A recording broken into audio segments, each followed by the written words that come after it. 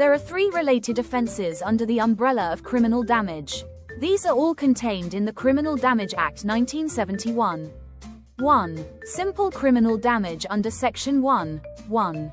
2. Aggravated criminal damage under Section 1, 2. And 3. Arson under Section 1, 3.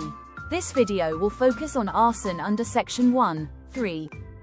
Section 1, 3 of the Criminal Damage Act 1971 provides that where a person commits an offense of criminal damage or aggravated criminal damage by fire, they will be charged with arson. The actus reus of arson consists of 1. Destroying or damaging by fire, 2. Property, 3. Belonging to another. This is not required if it is an aggravated criminal damage. Point 4.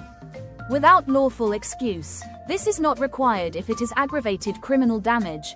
As fire is inherently dangerous, most cases of arson would also be aggravated criminal damage.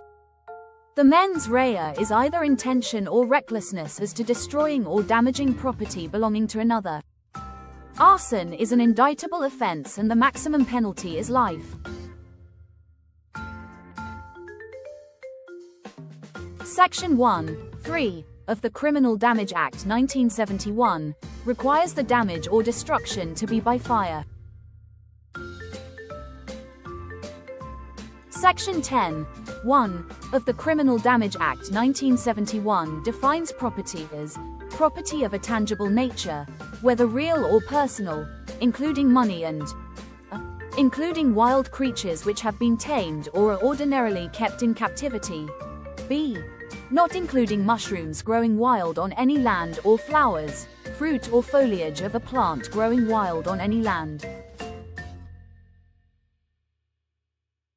Section 10, 2 of the Criminal Damage Act 1971 provides, property shall be treated for the purposes of this act as belonging to any person, a. having the custody or control of it, or b. having in it any proprietary right or interest, or c. having a charge on it. If the offense is also charged under Section 1, 2 of the Criminal Damage Act 1971, a person will be liable if they destroy or damage their own property by fire with the intent to endanger life or being reckless as to whether life is endangered.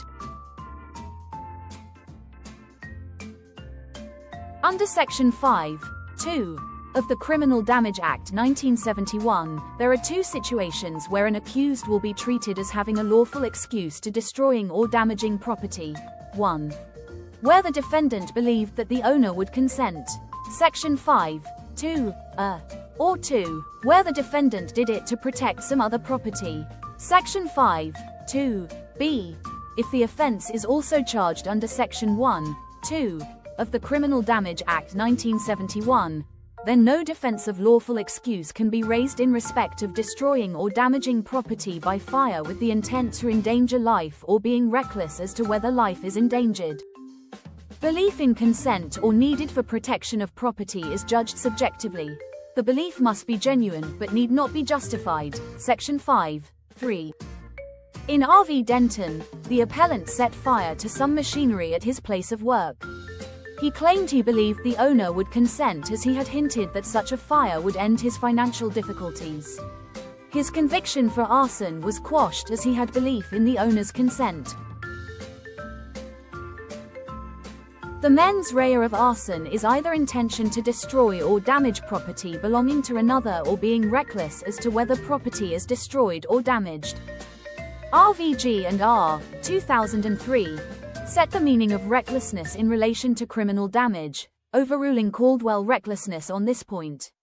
A person acts recklessly within the meaning of Section 1 of the Criminal Damage Act 1971 with respect to I. A circumstance when he is aware of a risk that it exists or will exist. E. A result when he is aware of a risk that it will occur, and it is, in the circumstances known to him, unreasonable to take the risk. In summary, arson is an offense under Section 1, 3 of the Criminal Damage Act 1971. It is where the defendant commits an offense of simple criminal damage under Section 1, 1, or aggravated criminal damage under Section 1, 2, where the destruction or damage is by fire. Arson is an indictable offense with a maximum sentence of life. This video is part of a series of videos on law from www.e-lawresources.co.uk. Please subscribe to our YouTube channel www.youtube.com/@e-lawresources. It's free to do so and will help us to keep providing these videos. Check out our website, which provides lecture outlines and case summaries. See also www.elawrevision.org.uk for revision games and quizzes. Thanks for watching.